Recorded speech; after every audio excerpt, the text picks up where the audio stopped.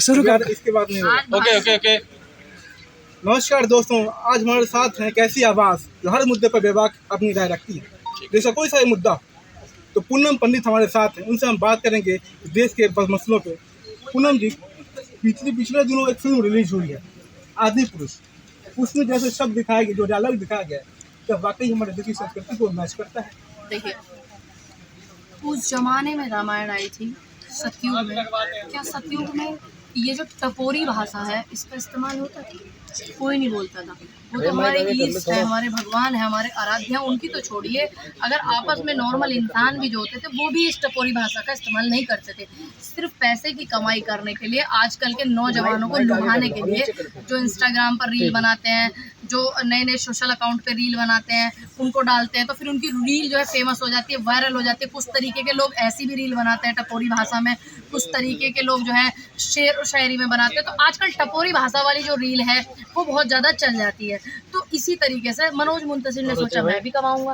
पिछले चुनाव, कर्नाटक चुनाव में बजरंग बली को मुद्दा बनाया था बीजेपी ने। अब बजरंग बली को मुद्दा बनाया, अब उनकी भावना अपमान इस तरह का हो रहा है, तो मनोज मुंतशिर जैसे मनोज पर क्या कार्रवाई होनी चाहिए? अब वो बायकॉट गैंग का है जो हर पिक्चर का विरोध करते थे, ठीक, नीतियों का विरोध करते थे। अब वो बायकॉट गैंग क्यों नहीं आ रहा कि बजरंग बली को मुद्दा बनाने वाले देश के प्रधान सेवक प्रधानमंत्री जी वो क्यों नहीं बायकॉट कर रहे मनोज मुंतशिर की मूवी आदि पुरुष का? क्यों? क्योंकि मनोज मुंतशिर ने चमचागिरी हद से ज्यादा की और सरकार में बैठे कुछ नेताओं का चमचा बन गया, और इसीलिए नहीं आप बायकॉट कर रहे हैं। आपके आराध्य, आपके ईश्वर, आपके इष्ट, आप जिस भी धर्म से ताल्लुक रखते, जिस भी बिरादरी समाज से ताल्लुक रखते, जिस भी इष्ट को आप मानते, अगर मैं गलत बोलूँगी तो आप मेरी खिलाफत करेंगे। क्यों? क्योंकि आपकी भावना है। मनोज मुंतशिर की भावना ही नहीं थी सनातन धर्म में, इसीलिए उसने ये सब किया। अब ये बताइए, क्या भगवान शिव के अवतारी भगवान हनुमान जो है और प्रधानमंत्री जी सर्टिफिकेट दे चुके कर्नाटक चुनाव में कि बजरंग बली तो महाबली है और ये है वो है, तो क्या वो इस तरीके की भाषा का इस्तेमाल करें? अच्छा, मनोज मुंतशिर तो हनुमान जी को भगवान ही नहीं मानते, उनका बयान मैं वही कह रही हूँ। देखिए, विष्णु जी के अवतार राम थे और विष्णु जी के अवतार कृष्ण जी भी थे। विष्णु जी के अवतार जो है, बहुत सारे अवतार हमारे विष्णु जी के हुए, उसी तरीके से भगवान शिव के अवतार हनुमान जी हैं। और आप अपने भगवान को भगवान नहीं मान रहे हो तो उसका मतलब तुम सनातन पे धब्बा हो, तुम तो पैसे कमाई करने आए हो, तुम तो हिंदू भी नहीं हो, ब्राह्मण तो बात की चीज है कि तुम ब्राह्मण हो, ब्राह्मण तो तुम बिल्कुल कतई नहीं हो, तुम हिंदू ही नहीं हो। सबसे पहले तुम सनातनी नहीं हो कि तुम अपने इष्टों का इतिहास नहीं पढ़ा, आपने नहीं पढ़ा। भगवान नरसिंह थे, वो भी भगवान ये आपका नारायण के अवतार थे, ऐसे ही भगवान शिव के अवतार हनुमान जी हुए, आपने पढ़ा नहीं? आपने वेद न पढ़े, पुराण न पढ़े, शास्त्र न पढ़े, क्या न पढ़े आपने? इसका मतलब आपका अधका चरा जो ज्ञान है, ये ज्ञान आप जहर में तब्दील करके जनता में बांट रहे हो। ये सही कर रहे हो? आज क्यों बायकॉट नहीं कर रहा आपका कोई? क्यों नहीं कर रहे? सारे बीजेपी के नेता क्यों बायकॉट नहीं कर रहे? क्यों नहीं ये जो बायकॉट गैंग है, ये फलाने दल ढहके दल जो आ गए, ये क्यों नहीं निकल रहे बरसाती मेंढक आकर के बाहर? और क्यों नहीं मनोज मुंतशिर शुक्ला का विरोध करते? आप लोग करो ना। या जो मुख्यमंत्री प्रचार करने के लिए तो चले गए, सरकार के, केंद्र सरकार के कुछ मुख्यमंत्री मनोज मुंतशिर का प्रचार करते, लेकिन गलत बात पे तुम फिर काहे के हिंदू? एक सवाल मणिपुर को लेकर के, देश का हिस्सा मणिपुर है, वो रो रहा है, जल रहा है, हत्याएं हो रही है, मणिपुर जल रहा है, सरकार लेकिन रोक नहीं पाती। क्यों लगता है? क्या राजनीतिक तौर पर सरकार कमजोर है या हमारे देश के आवाम सरकार को ये बता नहीं पा रहे कि वाकई देश का हिस्सा मणिपुर? सबसे पहले तो डूब मरो आप उस सोच पे। आप ये कहते हो कि जनता सरकार को नहीं बता पा रही है कि मणिपुर जल रहा है, समझ गए आप? जिस देश का गृह मंत्री वहाँ जाकर के प्रेस कॉन्फ्रेंस करके आया हो, प्रेस कॉन्फ्रेंस, और उसके बावजूद देश के प्रधान सेवक को नहीं पता कि मणिपुर जल रहा है। 50 लाख से ज़्यादा घर जो है प्रभावित हो गए, परिवार 1 लाख से ज़्यादा लोग आ गए हैं मणिपुर को छोड़ करके, और आप 8,000 करोड़ के प्लेन में बैठ करके अमेरिका चले गए 21 तोपों की सलामी लेने के लिए। ये सही है? क्या आपको सही लगता है? आपकी जिम्मेदारी थी, आप अमेरिका दौरे पर बाद में जाते। पहले आपका एक स्टेट जल रहा है, आपके एक स्टेट में हिंसा हो रही है 2 बिरादरियों को लेकर, आपका काम था कि आप जो है उनको बचाएं, आप जाकर के उनको समझाएं। क्या आपने ये किया? क्या आप अच्छे प्रधानमंत्री हैं? नहीं ना। आप बेटियों के मुद्दे पर बोलते हो, मणिपुर के मुद्दे पर बिल्कुल चिप लगा लिया, एकदम चैन लगा लिया मुंह पे, बिल्कुल बंद, ठीक, स्पीचलेस, ठीक। बेटियों के मुद्दे पर आप स्पीचलेस, शिक्षा के मुद्दे पर आप स्पीचलेस, और किसान आंदोलन पे आप स्पीचलेस। और आपकी सरकार हरियाणा में भी आप वहाँ किसानों पर डंडे बजा रहे, एक किसान को डंडा मार दिया, हत्या हो गई उसकी, उस पर आप स्पीचलेस। इस देश में तमाम मुद्दों पे आप स्पीचलेस, महंगाई पे आप स्पीचलेस, जीडीपी पिछले कुछ दिन पहले माइनस में गई, आप उस पर चुप क्यों? इसका मतलब आप अपनी जिम्मेदारी को नहीं निभा रहे हैं। 300,000 करोड़ लाख करोड़ का जो खर्चा आपके प्रिंट मीडिया पे खर्च हुआ है ना, आप उसका हिसाब दो।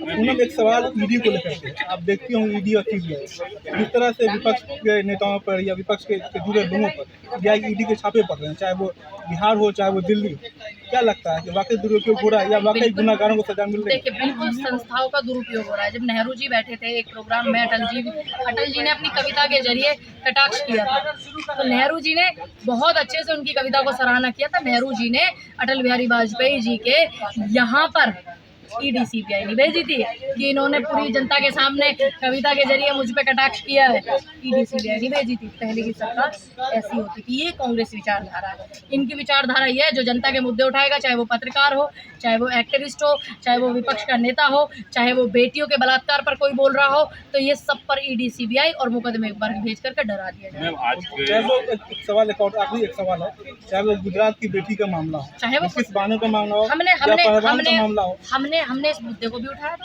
कि बलात्कारी को रिहा किया जा रहा है। हमने तो इसको भी उठाया था। आपने नहीं देखा मेरा स्टेटमेंट?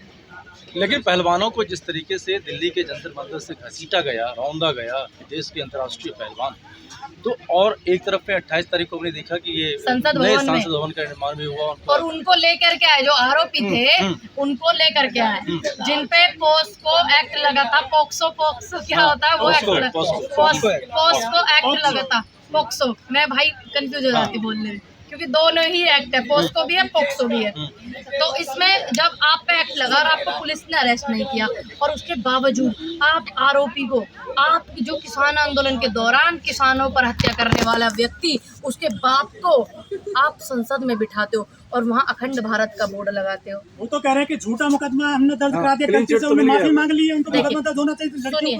सुनिए, अगर ऐसा था, हो सकता है उनको दबाव दिया गया हो, पे केस नहीं होगा महिला पहलवानों पर। सुनिए, कोई भी गलत है उन पे केस होना चाहिए। और भी तो बहुत सारे मुद्दे हैं। कोर्ट ने एक्ट लगाया, किसी बेस पे तो लगाया, किसी बेस पे तो लगाया। इतने आपने शिकायत पे लग जाता है नहीं। सुनिए, और शिकायतों पे तो नहीं लगवाया था इन्होंने, अरेस्टिंग तक नहीं करवाया। देखिए, हो सकता है इस स्थिति से कर रही थी महिला जो स्थिति हुई है, महिला पहलवानों की जो हालत करी गई है, हो सकता है जिसकी एप्लीकेशन हो वो डर गए हो। वो तो कह रहे हैं कि बीजेपी नेताओं ने हमसे परमिशन मंगवाई है इसकी। किसकी परमिशन? आंदोलन की, जंतर मंतर पर। किसने मंगवाई परमिशन? जो बीजेपी के नेताओं ने मांगी थी परमिशन आंदोलन की। आंदोलन की नेता हो भाई, आंदोलन हो रहे, नेता ही मांग रहे। अगर वो आरोप लगाती तो क्या सरकार इतने दिन उनका धरना चलने देती? उसके पापा कह रहे हैं कि हमने दबाव में ये गलती से FIR करा दी। हो सकता है उसके उन्हीं का मैटर है। और भी लड़कियां हैं प्रताड़ित। क्या घेरने की कोशिश की जा रही थी ब्रजभूषण को? नहीं, अगर ब्रजभूषण को घेरने की कोशिश की जाती तो सरकार इतनी ब्रजभूषण के फेवर में है कि मोदी जी उसको साथ साथ लेकर के घूम रहे हैं, तो अब तक महिला पहलवानों को जेल में डाल देते वो। इसका मतलब वो बेटियां ठीक है। हो सकता है वो उसके पिता डर गए हो उस दिन की हालत देख करके, जो दिल्ली में ओलंपिक खिलाड़ियों के साथ हुई कि खिलाड़ियों का ये हाल है तो तेरी बेटी का हाल क्या होगा। हो सकता है। क्या इसमें कोई बीच में कोई षड्यंत्र है, लग रहा है आपको? देखिए, आप ऐसा नहीं है कि सिर्फ एक ही व्यक्ति ने FIR कराई थी, और भी बेटियां हैं, और भी लोगों ने कराई। पुरानी भी 2012 की भी FIR है और पुरानी FIR भी है। तो आप एक व्यक्ति को कैसे जज कर सकते हैं कि वो सही है? तो लगता है गिरफ्तारी हो जाएगी ब्रजभूषण की? हमें तो लगता ही नहीं। क्यों नहीं लगता? जब मोदी जी का हाथ सर पे हो, एक ऐसे आरोपी के सिर पे ऐसा हाथ हो मोदी जी का, तो कैसे हो? तो इस देश को गोल गोल घुमा रही थी महिला पहलवान। अगर वो गोल गोल घुमाती तो अब तक सरकार उनको जेल में भेज देती, जिसका मतलब वो प्रताड़ित थी। इसलिए बेटी पर दबाव बनाकर उनको परेशान करके उनका मुकदमा वापस ले लिया। 2012 में भी उन पे मुकदमा हुआ। ऐसा नहीं है ये मुकदमा वापस ले लिया तो उनको और मुकदमे नहीं है। साफ छवि के आप उनकी लिस्ट निकाल के देखिए ना, मेन्यू कार्ड उनके अपराधी जीवन का मेन्यू कार्ड निकाल के देखिए ना, कितने मुकदमे हैं। तो क्या सभी गलत है? वो एक ने मुकदमा वापस ले लिया डर से, भय से, किसी भी चीज से। तो क्या आप ये कह सकते हैं कि जो ओलंपिक में मेडल लेकर के देश का नाम रोशन करने वाली बेटियां वो किसी को गुमराह करेंगी? कुछ लोग कह रहे हैं कि ये कुश्ती पर कब्जा करना चाहते हैं हरियाणा के लोग और स्पेशल जाति के लोग। देखिए, ना ही तो किसी भी चीज पर किसी एक जात का कब्जा होना चाहिए, ना ही एक स्टेट का कब्जा होना चाहिए। सभी को, चाहे वो यूपी, हरियाणा, पंजाब, राजस्थान, कहीं के भी लोग हैं, सबको मान्यताएं बराबर होनी चाहिए। मैं इस बात के पक्ष में हूँ। अच्छा, केदारनाथ में जो मंदिर है वहाँ पे सोना पीतल में बदल गया है, किस तरह से देखते हैं पूरी घटना को? मैं तो इस तरीके से देख रही हूँ, मैंने कहा कहीं ये अंधभक्त जो है उसको भी चमत्कार घोषित न कर दे। मैं ये सोच रही थी। अब इतने सारे वहाँ कैमरे, इतना सारा सिस्टम, क्या कर रही है उत्तराखंड की सरकार? मंदिर को तुम अपने आराध्य को, अपने वहाँ की जो तुम्हारी जिम्मेदारी है, और एक 4 धामों में से एक धाम आता है केदारनाथ मंदिर, आप उनके गहने चोरी वालों को पकड़ नहीं पा रहे हो, बदल करके किसी ने रख दिया। अच्छा, मैं वही कह रही हूँ, कहीं तुम्हारे जैसे अंधभक्त जो है घोषित न कर दे। हो सकता है किसी ने चुरा लिया हो, कि हो सकता है किसी ने चुरा लिए हो और उसके उन्होंने दूसरे चढ़ा दिए हो ताकि किसी को शक ना हो और ये बात फैल जाए कि चमत्कार हो गया। क्या कर रही थी उत्तराखंड की सरकार? क्या कर रहे हैं उत्तराखंड के मुख्यमंत्री? क्या कर रहे हैं? वहाँ सीसीटीवी कैमरे लगे रहते हैं, कपाट बंद हो जाते हैं, हाँ, आम आदमी नहीं घुस पाता वहाँ पर। सीसीटीवी कैमरे को हैंडल कौन करता है? कौन है? कोई तो हैंडल करता है, नहीं करता? या सीसीटीवी कैमरे अपने आप ही चलते रहते हैं, उन्हें कोई देखता नहीं है? गर्भगृह में कोई जा नहीं सकता आसानी से? नहीं, आप लोग नहीं जा सकते हो। पुजारी भी जा सकते हैं, मंत्री भी जा सकते हैं और इनकी सरकार के नेता भी जा सकते हैं, जिसकी जहाँ सरकार हो सकती है, सिर्फ आप नहीं जा सकते। पिछले महीने कपाट खुले केदारनाथ के, तो वहाँ पीएम का वो पेटीएम का QR कोड लगाया था, लाखों रुपए का चंदा लेकर के गायब कर दिया अज्ञात लोगों ने। हाँ, तो सरकार क्या कर रही है उत्तराखंड की? आप हमें ये बताओ ना, ये कौन लोग है जो भगवान के घर को भी नहीं पकड़ सकते? देखिए, ये भगवान, मैंने क्या बोला ना, इनको ये हिंदू मुस्लिम बहुत करते, ना इनको सनातनियों से मतलब है, ना इनको हिंदू भगवानों से मतलब है, ना इनको ईश्वर से मतलब है। इन्होंने ये बताओ ना, इसकी जवाबदेही किसकी है? उत्तराखंड सरकार की। क्यों नहीं जवाब दे रही सरकार? पुजारियों की नहीं है? देखिए, पुजारियों से पूछताछ कौन करेगा? पुजारियों से कौन करेगा पूछताछ? सरकार करेगी ना, आप थोड़ी कर लोगे। पूजा पाठ तो वही करते, घंटा तो वही बजाते हैं मंदिर में। आप उनसे कीजिए ना, आपका जिम्मेदारी है, सरकार का जिम्मेदारी है। पुजारियों से पूछताछ कीजिए, जांच पड़ताल कीजिए, क्यों नहीं कर रहे? और आप चुप बैठे हुए हैं। आप दिल्ली में यहाँ आवाज उठा रहे हैं, आप जैसे लोग, ठीक, यहाँ दिल्ली में बैठ कर और उत्तराखंड में शांत है सरकार। क्यों नहीं पूछताछ करती पुजारियों से? क्यों नहीं सीसीटीवी चेक करती? क्यों नहीं सारे मुद्दे को निकल के आती? मंदिर के पुजारियों की भी नहीं चलती, मुख्यमंत्री जी क्या गए, तुम्हें पता ना इनकी सरकार में? रोहित की तो चल जाती है, वो वीडियो जारी किया बाकायदा मंदिर के सामने खड़े होकर। क्या बोला? उसने कहा कि 114 करोड़ रुपए का सोना पीतल में कैसे बदल गया। कैसे नहीं, ये बताओ किसने बदल दिया? कैसे नहीं, ये बताओ किसने बदल दिया?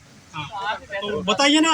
मैं वहाँ की पुरोहित हूँ। आप विपक्ष में वहाँ पर? देखिए, विपक्ष में है, मैं यहाँ पे, सुनिए, मैं विपक्ष में बेशक हूँ, लेकिन जवाबदेही किसकी? सरकार की। मेरा काम है विपक्ष में होकर के जनता के मुद्दे उठाना। जो आज जिस मुद्दे पर आप बात कर रहे हैं उस मुद्दे पर सवाल करना सरकार से, वो मैं अच्छे से कर रही हूँ। जवाबदेही तो सरकार की है, वहाँ के नेताओं की, वहाँ के पुजारियों की, वहाँ के पुरोहितों की, वहाँ के मुख्यमंत्री की, वहाँ के प्रशासन की। मध्य प्रदेश में भी आप विपक्ष में है, वहाँ महाकाल की मूर्तियाँ गांधी में धराशायी हो गई। 40-40 लाख की एक मूर्ति बनी थी। इन्होंने उसमें मटेरियल जो लगाया, इन्होंने जनता को ये बताया अच्छा मटेरियल लगाया।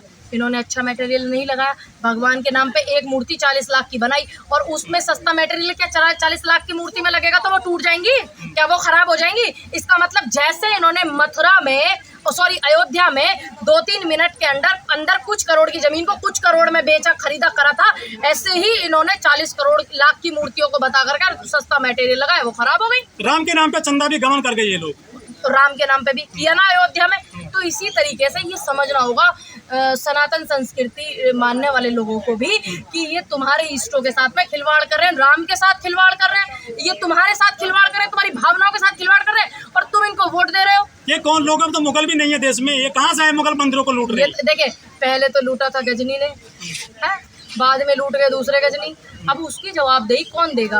प्रशासन देगा, वहाँ के सिक्योरिटी सिस्टम देगा, वहाँ के कैमरे वाले पुरोहित देंगे जो अंदर जाते हैं, और सबसे बड़ी जिम्मेदारी वहाँ के पद पर बैठे हुए मुख्यमंत्री देंगे। क्या उन्होंने बोला? मंदिरों में दलित नहीं घुस पाते हैं आसानी से, जाते हैं, मंदिरों को लूट कौन रहा है? सब जाते हैं, घोड़ी पर नहीं चढ़ने दे रहे हैं आप, मंदिरों की बात कर रही हैं। देखिए, कोई जगह आप कहते हैं कि देश आक्षण वालों ने लूट लिया, ये मंदिरों को कौन लूट रहा है? दलित तो नहीं जा रहे। आप मानसिकता रखते हैं दलित और ब्राह्मण वाली, आप रखते हैं ये मानसिकता, ऐसा नहीं है। देखिए, क्या वहाँ पे ये राष्ट्रपति ने मंदिर में तो जगन्नाथ जी नहीं गए, जा पाए थे मंदिर में? नहीं, अभी तो मुर्मू जी जगन्नाथ मंदिर में अभी गई, मुर्मू जी कल ही गई है, मुर्मू जी कैसी बात कर रहे हैं? राष्ट्रपति देखिए, मैंने ये कहा कि पहले चीजें ऐसी होती होंगी, समय के आधार पर सब चीजें बदल गई हैं। तो और सुनिए, केदारनाथ, बदरीनाथ और गंगोत्री, यमुनोत्री, तमाम हिंदुस्तान के जितने मंदिर है, क्या वहाँ ये लिखा हुआ है कहीं भी कि दलितों का आना प्रवेश है? मैं मानती हूँ कि कुछ लोगों की मानसिकता ऐसी है, कर्नाटक के मंदिर में नहीं जा सकते, उड़ीसा के मंदिर में नहीं जा सकते, गलत है। जगन्नाथपुरी के मंदिर में नहीं, अभी तो गई है मुर्मू जी, कैसी बात कर रहे हैं आप? कल ही तो होके आई है। आप बात कर रहे हैं, आप न्यूज देखिए, कल ही उन्होंने दर्शन किए हैं, गर्भगृह में गई हैं जगन्नाथपुरी के मंदिर में। ऐसा नहीं है, समय के आधार पर जैसे संविधान आया देश में, लोकतंत्र देश आया, चीजें बदलती रही हैं, लेकिन ऐसा नहीं है कि हमेशा ही दलित और ब्राह्मण इस तरीके की आप मानसिकता रखते हैं, ये गलत है। ये खाइयों को और ज्यादा पैदा करते, भरते नहीं है। आपका और हमारा क्या काम है? इस खाई को भरना, लोगों में प्रेम मोहब्बत रखना। आप हमारे यहाँ पर गए हुए हैं, मुझे नहीं पता, शायद आप गए हुए हैं घर पे, गए हुए हैं ना। हमारे यहाँ ऐसा कुछ नहीं है। हमारे यहाँ तो नेता है, आपको तो वोट चाहिए ना। नहीं, हमारे गांव में आपको सबके वोट चाहिए। क्या मेरी विधानसभा में मेरा गांव आता है? पॉलिटिकल आप ये बताइए, मेरी जो विधानसभा थी, स्याना विधानसभा, क्या उसमें मेरा गांव आता है? और दूसरी बात, मैं पॉलिटिकल अब हुई हूँ कुछ समय से, चुनाव मैंने अब लड़ा 2022 में, उससे पहले का भी आप पूरा मेरे गांव का बैकग्राउंड निकाल करके देखना सभी का, कि मेरा किस तरीके का व्यवहार है। आप ये व्यक्तिगत अगर मेरे से सवाल करें तो मैं आपको व्यक्तिगत जवाब दे रही हूँ, ये व्यक्तिगत मैं आपको बताऊं। और हमारे गांव में ना तो कभी हिंदू मुस्लिम हुआ, मुस्लिम भी है हमारे यहाँ पर, ऐसा नहीं है, और ना हम हिंदू मुस्लिम को कभी पनपने देते हैं, दोनों ही बरादरी समाज के लोग। और ना हमारे यहाँ पर कभी ये दलित और स्वर्ण हुआ, और ना हम इसको पनपने देते, और ना हम ऐसे लोगों को घुसने देते। सुनिए एक मिनट, ना हम दोनों तरफ से ऐसे लोगों को अपने गांव में तक घुसने नहीं देते जो ऐसी मानसिकता रखते हो, लोगों में दूरियां पैदा करते हो। बाबा है धीरेन्द्र शास्त्री, आपके पड़ोस में लगाने वाले हैं दरबार ग्रेटर नोएडा में, तो वो बता सकते हैं कि सोना कैसे पीतल हुआ, लगता है। देखिए, वो बात आप उनसे पूछ के आना, वो उनका व्यक्तिगत सवाल होगा, जवाब होगा, वो आप पूछ के आना। मैं धीरेन्द्र शास्त्री नहीं, वो मेरी आस्था है, वो मेरी सनातन संस्कृति है, वो मेरी आस्था है। अगर एक भी गलत बात का मैंने उनका समर्थन किया हो तो आप मुझे बताइए, वो मेरी आस्था है। ये मेरा पर्सनल मैटर है कि मैं वहाँ गई और मैं वहाँ जाती, ये मेरा सनातन संस्कृति से अलग मेरा एक अपना पर्सनल मैटर। अगर मैंने किसी भी गलत बात का उनकी समर्थन किया हो तो आप मुझे दिखाइए। जाओगे दरबार में? मैं अगर हाँ मेरे पास टाइम हुआ तो मैं जाऊंगी, बिल्कुल जाना चाहिए, क्यों नहीं जाऊंगी? हमारे परिवार के लोग हैं रिश्तेदारी में, वो करा रहे प्रोग्राम, तो क्यों नहीं जाऊंगे अगर वो मुझे बुलाएंगे? अंधविश्वास को बढ़ावा दे रही हैं ये आप देते होंगे, ये मेरा अपनी आस्था है, मेरी सनातन संस्कृति में क्या आप रोकेंगे? क्या आप नहीं, आप मुझे ये बताइए कि रेल हादसा होने वाला है, तुम बताओ। मैंने एक भी गलत बात का उनका समर्थन किया तो आप बताइए। ये मेरी पर्सनल आस्था है कि मैं वहाँ जाती हूँ, आपको क्या तकलीफ है? आप उनसे पूछिए, आप उनसे पूछिए, सवालों का जवाब नहीं दे सकती। क्यों नहीं दे सकती? क्योंकि ना मेरी कभी इन मुद्दों पे उनसे चर्चा हुई।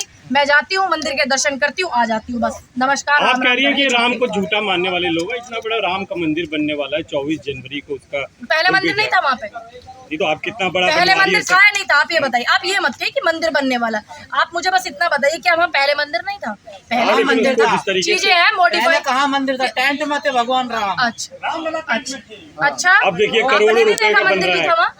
आपने हमने नहीं देखा, आपने नहीं देखा वहाँ मंदिर था?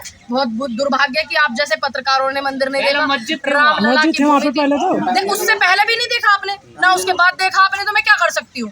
ये तो इतना भव्य बन रहा है। अच्छी बात है, समय समय पर चीजें मॉडिफाई होती है। नई संसद भी बनी है, नई संसद भी बनी है, जिसमें हिंदू उसका अखंड भारत का बोर्ड लगाया है देश के प्रधान सेवक ने।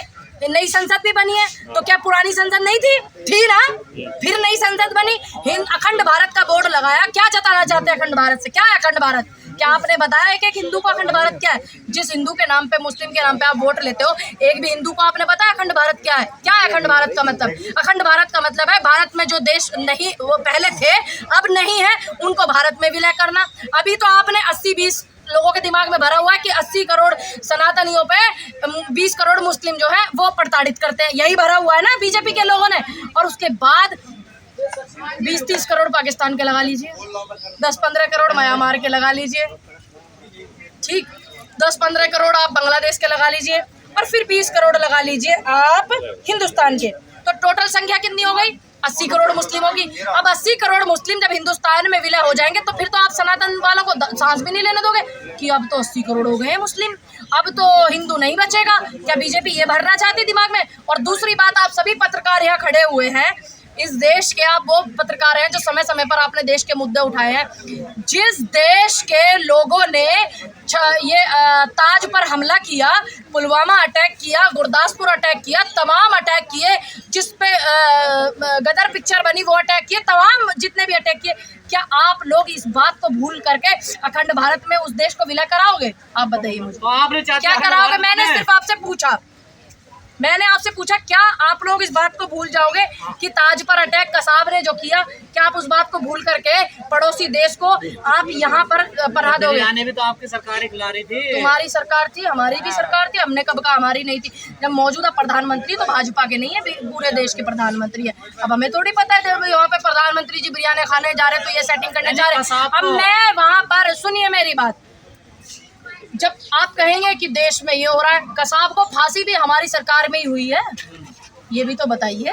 बिरयानी भी तो आपने खिलाई सुनिए, अगर किसी, सुनिए, फांसी भी तो हमारी सरकार में हुई है। बेटियों पर बलात्कार हुए तो हमारी सरकार ने फांसी की सजा सुनाई है ना। और दूसरी बात, मैं 140 करोड़ की जनता से पूछना चाहती हूँ कि जिस देश ने हमारे देश पर बार बार हमला किया, क्या आप, और स्पेशल ये बहुत हिंदू मुस्लिम करते, स्पेशल मैं हिंदुओं से पूछना चाहती हूँ कि क्या आप अखंड भारत, जितने भी लोग हैं इन सबको भारत में रखना पसंद करेंगे?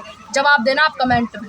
क्या मैम हिंदू मुस्लिम के अलावा इस देश में बेरोजगारी, महंगाई के मुद्दे भी रहेंगे कि हमेशा हिंदू मुस्लिम के मुद्दे ही चलते हैं? भाई एक बात बताओ, जब भी हम आते हैं यहाँ पर मीडिया से बात करने, पत्रकार साथियों से, हम क्या बोलते हैं कि आप हमसे हिंदू मुस्लिम की बात ना करो, आप हमसे शिक्षा, बेरोजगारी, महंगाई इन पे बात करो, आप स्वास्थ्य सुविधाओं पे बात करो, आप देश के सिस्टम पे बात करो, आप हमारे देश की व्यवस्थाओं पर बात करो, यही कहते हैं ना।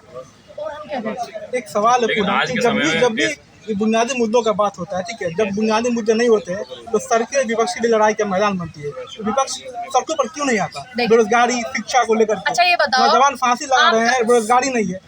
बेरोजगारी नहीं है, बेरोजगारी जैसे मसलों पर हमारा नौजवान फांसी लगा लेता है, तो विपक्ष सड़कों पर क्यों नहीं आता? अब एक बात बताइए, कौन कहता है कि कांग्रेस सड़कों पर नहीं है? भाई महंगाई के मुद्दे चाहे वो लोकसभा में उठा लीजिए, विधानसभा में उठा लीजिए, टीवी डिबेट में उठा लीजिए, या आज आप यहाँ बैठे हो यहाँ उठा लीजिए, या समय समय पर ज्ञापन दे करके, या समय समय पर धरना दे करके, दिल्ली में इतना बड़ा धरना किया, यहाँ तक कि हमारी नेता को इतनी बुरी तरीके से प्रताड़ित भी किया गया था।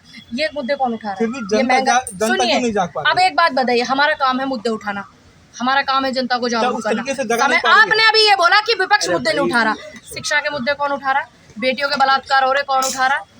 अरुण वाल्मीकि जैसे, और ये मनीषा वाल्मीकि जैसे, और ये गुजरात की बेटी जिसके बलात्कारियों को रिहा कर दिया गया, साक्षी हो, सरस्वती हो, अंकिता हो उत्तराखंड की, ये मुद्दे कौन उठा रहा है? सड़क पर उस तरह से क्यों नहीं कांग्रेस उठा। अब सड़क पे, अब 24, अब आप मुझे ये बताइए, 2014 से पहले भी सड़क पर आती थी, इसी तरह से कांग्रेस क्यों नहीं? कांग्रेस सबको पता है, कांग्रेस सड़क पे, सबको पता है ये कितना परेशान करते हैं। कांग्रेस को, प्रधानमंत्री को और सरकार को कांग्रेस की इतनी आंखों में शर्म होती थी कि वो जानते थे कि लोकतंत्र देश है, जनता आंदोलन कर रही है, करने दो, विपक्ष आंदोलन कर रहा है, करने दो, ये उनकी आंखों में शर्म होती थी। अब इनको तो शर्म ही नहीं है। देश में मेडल लाने वाली बेटियां जंतर मंतर में बैठी हुई हैं, इन्होंने कितना नोचा घसीटा किया, आपने देखा नहीं? 2024 का चुनाव आने वाला है। शास्त्री को गुरु मानती हो अपना? नहीं, इन मुद्दों से अलग हटके, इन मुद्दों से अलग हटके सवाल है। जिनके गुरु कोई नहीं होते, उनके गुरु नारायण होते हैं। नारायण कौन है? नारायण भगवान, नारायण तो धीरेन्द्र शास्त्री की बात आ रही है, वो तो संविधान को चैलेंज करते हैं, हिंदू राष्ट्र की बात करते हैं। आप उनसे बात करना, मेरा ना तो उनसे चेहरा मिलता। देखिए, मेरा सिर्फ इतना रिएक्शन है कि वो उनके व्यक्तिगत विचार हैं, उनके विचारों पर मैं टिप्पणी क्यों करूं? कैसे विचार है वो उनके अपने हैं। अगर मैंने उनके गलत विचार का कभी समर्थन किया तो आप वो मुझे बताइए कि शास्त्री का विरोध करते हैं। देखिए, वो मेरी सनातन संस्कृति को आगे बढ़ा रहे हैं। कैसे आगे बढ़ा रहे हैं? सनातन क्या कहता है? सुनिए मेरी बात, आप, मेरा पूरा हो गया क्या सवाल? नहीं हुआ ना? वो मेरी सनातन संस्कृति को आगे बढ़ाते हैं तो मैं इस बात का उनका समर्थन करती हूँ। लेकिन अगर वो लोकतंत्र देश में होते हुए संविधान को झुटलाते हैं तो मैं इस बात का समर्थन नहीं करती, साफ बात है। तो विरोध कर रहे हैं आप धीरेन्द्र शास्त्री? मैंने आपको दोनों बातों का जवाब दे दिया, आप अपने दिमाग में रीड कीजिए कि मैंने क्या जवाब दिया। बहुत शुक्रिया बात करने के लिए। माइक चेंज तो नहीं होगा? चलिए भाई, आ जाओ यार, आ जाओ, बहुत लंबा